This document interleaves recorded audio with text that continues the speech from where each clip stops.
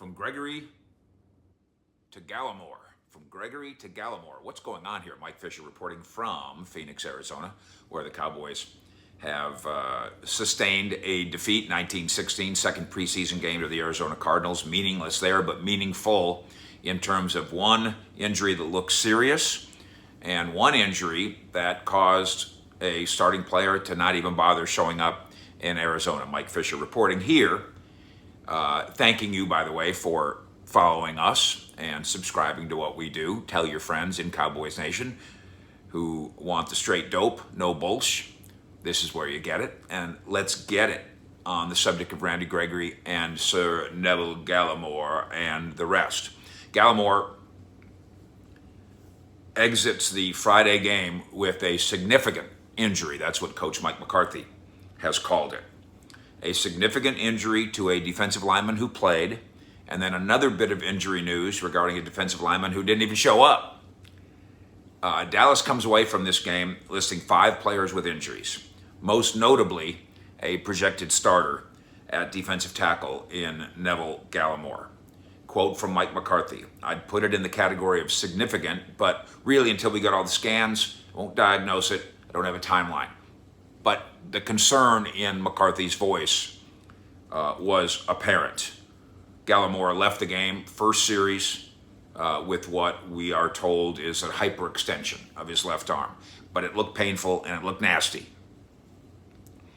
Second-year defensive tackle on Saturday now, as the team is back in Frisco. I'll be there right behind him. Will undergo an MRI. But again, the Cowboys aren't optimistic that they're going to get good news here on Gallimore. Additionally, McCarthy revealed on Friday night that the starting defensive end, Randy Gregory, who expressed a desire to play more snaps in this game than he did last week. And we talked about here how maybe the Cowboys will give him his wish and give him more snaps. No, quite the opposite. They sent him home. He's got what they're calling a minor foot ailment. Just go on home to Frisco and we'll see you when we see you. On Monday, a Monday evening practice, and we will monitor at the Star. We'll be there, of course, and we'll monitor Randy Gregory's presence and progress at that time. Now, you certainly hope that the Randy Gregory thing is nothing. Just go home and rest and take it easy. And stay off your foot, maybe. Gallimore is one that really impacts the way this defensive line is going to look. He was probably going to be a starting defensive tackle, just like Gregory is going to be a starting defensive end who was put in an injury category. That's what McCarthy called it. Sent home. Some other guys were too. Dalton Schultz was also sent home. Additionally, in this game, the second-year tight end Sean McKeon left with an ankle injury. The veteran offensive tackle Ty Nsekhe exited with a knee injury. We will monitor those especially. If McKeon's unable to go, then Sprinkle is your third tight end, and you can survive with that. If Big Ty is unable to go, with Josh Ball, the rookie offensive tackle, also hurt, now you get really thin at tackle. The rookie linebacker Anthony Hines hurt an elbow, and Malik Turner should be okay, although he sustained a foot injury.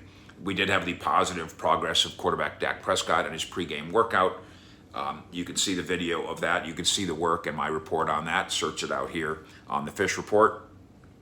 But on the negative side, it is the Gallimore thing that looms the largest. From McCarthy, you talk about players taking a second-year jump. He definitely illustrated that. And the tone in McCarthy's voice was a serious tone, expressing concern. He had a great offseason, having a great camp, just unfortunate. Unfortunate for Gallimore. Unfortunate for the Cowboys in the defensive line. Fortunately, Randy Gregory should be fine when we get back to Frisco. We will keep you updated on Gallimore's status and on Dak Prescott throwing heat coming up today as we cover the NFL and the Cowboys.